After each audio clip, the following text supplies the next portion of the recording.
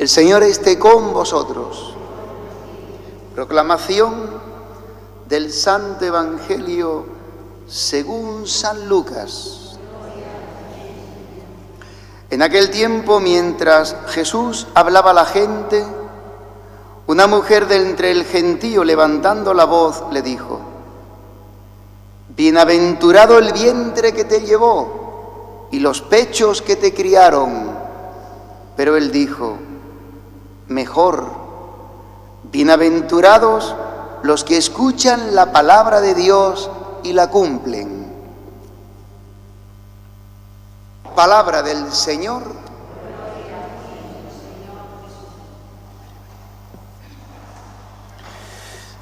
En este día en que estamos contentos, y la Iglesia en España y en Hispanoamérica, en tantos lugares donde se ha evangelizado, desde aquí, desde España, desde Palos, desde Moguer, desde la provincia de Huelva, desde Lepe, también desde la propia ciudad de Huelva en aquel entonces, siglo XV, finales del XV, siglo XVI, desde Extremadura llegó a América los descubridores, los colonizadores también, los evangelizadores. Colón llevó en sus propias carabelas no solamente marineros, sino evangelizadores, porque la reina católica, Isabel la Católica, tenía metido dentro el celo por la evangelización. Porque si descubrían lugares nuevos y allí había personas humanas, que aquellos que santa no es todavía, que Isabel la Católica decía que eran hijos de Dios, pudieran conocer a Dios. La fe, el celo por el anuncio del Evangelio. Bueno, pues digo que estamos contentos en este día de celebrar a la Virgen del Pilar, porque sabéis que a nosotros también llegó en el siglo I, en torno al año 40, el apóstol Santiago, parece ser que murió en el año 44, y dicen las crónicas que la Virgen María se apareció en cuerpo mortal, estando viva en Palestina, estando viva en Tierra Santa, se presentó ante el apóstol Santiago sobre una columna para darle ánimo, porque la evangelización aquí en España era difícil. Los que vivían entonces en España, en Hispania romana, pues no eran fáciles de que acogieran a Jesucristo, que creyeran la fe. Nos pasa también a nosotros en el barrio, en Huelva, en la ciudad, en España. Cada vez, decíamos estos días, hay como una ola de frialdad a la fe, que rebota la fe, como si le hablaras a un muro. No te echan cuenta, no quieren creer, rechazan. Hay un oído ya cerrado y endurecido a la fe, a acoger a Cristo. Bueno, pues la Virgen se apareció para darle ánimos, darle fortaleza. Decíamos en la oración primera, fortaleza en la fe, seguridad en la esperanza, caminar, constancia en el amor. Esa es la oración primera de hoy. Y eso es lo que le infunde la Virgen del Pilar a Santiago el apóstol. De tal manera que después quedará un pequeñito resto. Hay como un grupito de 7, 8 discípulos de Santiago que después evangelizarán, construirán una pequeña ermita en ese mismo pilar, alrededor de ese pilar santo donde la Virgen María se apareció. La palabra de hoy nos habla de creer, de creer. Para nosotros la presencia de la Virgen María es la mujer que ha creído que lo que te ha dicho el Señor se cumplirá. Quizás nosotros estamos acostumbrados ya a una fe oída, tanta predicación, lo que hemos recibido desde pequeños. Y vemos a la Virgen, pues sí, para ella ha sido muy fácil creer. Total, es la Madre de Dios, ¿verdad? Qué facilito, ¿no? No, para nada, hermanos. El Concilio Vaticano II, cuando habla del misterio de la Iglesia, que se llama la Constitución Lumen Gentium, en el capítulo 8 habla de la Virgen y lo dedica a la Virgen. Y dice la Iglesia que la Virgen tuvo que hacer un recorrido de fe en este mundo. Hizo una peregrinación en la fe. Ella es la Madre de Dios, inmaculada, santa, virginal, llena de Dios, pero Dios tenía que hacer crecer en ella la vida de la gracia. y hacer crecer en ella la fe. Dios le hará vivir momentos de oscuridad, de sufrimiento. A ella la llamarán la madre del loco. Decían sus parientes que Jesús estaba loco. Y no hay cosa peor para una madre que escuchar hablar mal de sus hijos, ¿no? Eso duele un montón. Que hablen mal de tus hijos. Tengan o no tengan razón, sobre todo si no tienen razón. Y la Virgen ha tenido que escuchar de Jesús que estaba loco, peor, que estaba lleno de demonios. Pero si es el Hijo de Dios, bendito Dios mío, ¿cómo se puede decir de mi hijo que el demonio y los demonios viven dentro de él? Porque le decían que actuaba por el poder de Belzebul, ¿no? Dice el Evangelio. Escuchar de Jesús, la Virgen, cosas dolorosas, y finalmente ya en la cruz. Pues Dios ha tenido que hacer con ella un recorrido de fe, y lo que no entendía, lo que le costaba entender, lo que no terminaba de comprender, no se hundía, no se deprimía, no se metía en su ostra, no se encerraba en su encerramiento, no era una niña chica que decía, pues no juego, yo soy la madre de Dios, no habléis mal de mí. No decía eso. Dice que todas las cosas las guardaba, las meditaba en su corazón. Por eso ella ha vivido la dicha en plenitud, que es la gloria del cielo ya en cuerpo y alma. Es la primera, ahora mismo, y la única que está en el cielo gloriosa en cuerpo y alma, porque es la mujer que ha creído que lo que te ha dicho el Señor se cumplirá. Por eso, hermanos, para nosotros esta seguridad y este estar sostenidos en la fe en nuestra vida nos lo proporciona la Virgen María.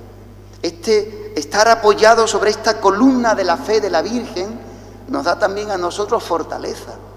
Mirarla a ella, a confiar en ella, tenerla a ella en el seno de nuestra comunidad, de nuestra parroquia, de nuestro vivir cristiano, es como nos enseña los Hechos de los Apóstoles. Para nosotros los católicos, nosotros no somos protestantes, somos católicos, que significa que hemos recibido la fe de Jesucristo y de los apóstoles, cuyo presencia Pedro entre nosotros se llama hoy el Papa Francisco. Y hay toda una cadena sucesoria, desde el Papa primero, que es Pedro, Lino, Cleto, Clemente, y así 260 y tanto, 270 papas en toda la historia.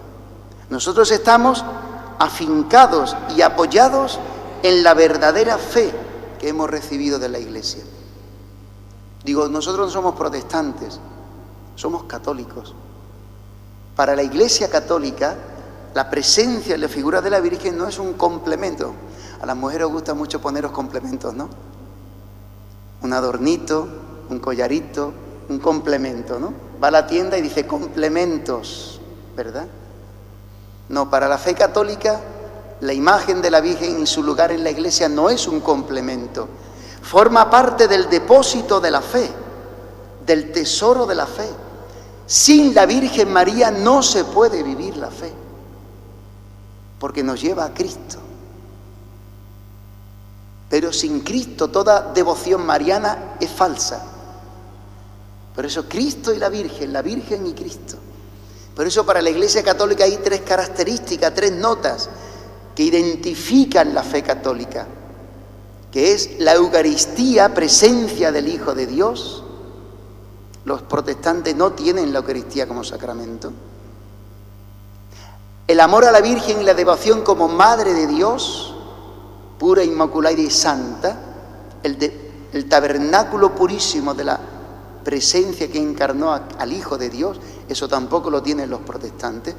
Tienen una devoción a la Virgen, creen en ella como Madre de Dios, pero no la consideran como nosotros, virginal, inmaculada, etc. Y el amor al Papa. Estos son tres características propias de la fe católica. Por eso digo y termino, la presencia de la Virgen entre nosotros como un pilar que nos sostiene en la verdadera fe en los momentos más tumultuosos de la vida y del mundo, Tantos siglos la Iglesia ha vivido momentos muy difíciles. En el siglo XVI, 1771, cuando los ejércitos sarracenos y musulmanes invadían Europa, la invocación a la Virgen María y el rezo del rosario impidió que nosotros hoy fuésemos musulmanes y tuviéramos una visión de Dios no completa y a veces también equivocada, porque Dios tiene un hijo. Jesucristo no es un profeta, es el Hijo de Dios. Y nos da a conocer la verdadera fe, el verdadero Dios revelado.